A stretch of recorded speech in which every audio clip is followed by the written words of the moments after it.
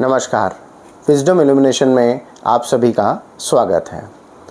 आज मैं आपको रामचरितमानस के बारे में कुछ जानकारी दूंगा और उससे रिलेटेड मैं आपको 5 चौपाइयों के बारे में भी बताऊंगा। रामचरितमानस गोस्वामी तुलसीदास द्वारा 16वीं शताब्दी में रचित एक महान हिंदी महाकाव्य है। यह श्री राम के जीवन, आदर्शों और मर्यादा के वर्णन पर आधारित है, जिसमें बाल्यकाल से लेकर रावण वध तक और राम राज्य की स्थापना तक की कथा है। यह अवधी भाषा में लिखा गया है, जिससे यह आम जनमानस के लिए सरल और सुगम हो गया है। इसमें भक्ति, धर्म, नीति और जीवन के आदर्शों का सुंदर संगम है।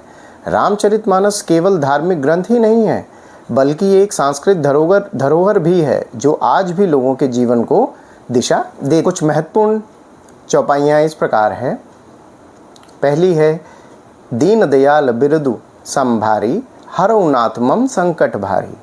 इसका हिंदी में अर्थ है, हे दीन दयाल प्रभु, अपने स्वभाव को स्मरण कीजिए और मेरे ऊपर आई इस बहुत बड़ी विपत्ति को दूर कीजिए। यहाँ पर दीन दयाल का अर्थ है गरीब, दुखी और असहाय लोगों पर दया करने वाले, और बिरद का मतलब है स्वभाव या प्रकृति। तुलसीदास जी यहाँ पर भगवान से प्रार्थना कर रहे हैं कि वे अपनी दयालु प्रकृति के अनुसार संकट का निवारण करें। दूसरी चौपाई है, कवन सो काज कठिन जग माही, जो नाही होई तात तुम पाही।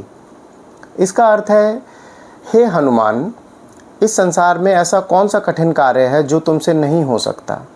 यह पंक्ति हनुमान जी की अपार शक्ति और क्षमता का वर्णन करती है। यह दर्शाती है कि उनके लिए कोई भी कार्य असंभव नहीं है। यह चौपाई सुंदरकांड में जामवंत द्वारा हनुमान जी को उनकी शक्तियों का स्मरण कराते हुए कही गई थी। तीसरी चौपाई है, होई है सोई जो राम रचि राखा, को करी तर्क बढ़ावे शाखा। इसका अर्थ है कि वही होगा जो राम ने रचा है, कौन तर्क करके इस विधान को बदल सकता है। चौथी चौपाई है, मंगल भवन अमंगल हारी, द्रवहु सो दशरथ अजिर बिहारी। इसका अर्थ है कि हे मंगल करने वाले, अमंगल को हरने वाले दशरथ के पुत्र, आप हम पर कृपा कीजिए। पांचवी चौपाई है, प्रबसी नगर कीजिए सब काजा, हृदय राखी कौशलपुर राजा। इसका मतलब है कि जब आप घर से बाहर निकलते हैं और आपके मन में भगवान श्री राम का नाम धारण करते हैं, तो आपके सभी काम सफल हो जाते हैं।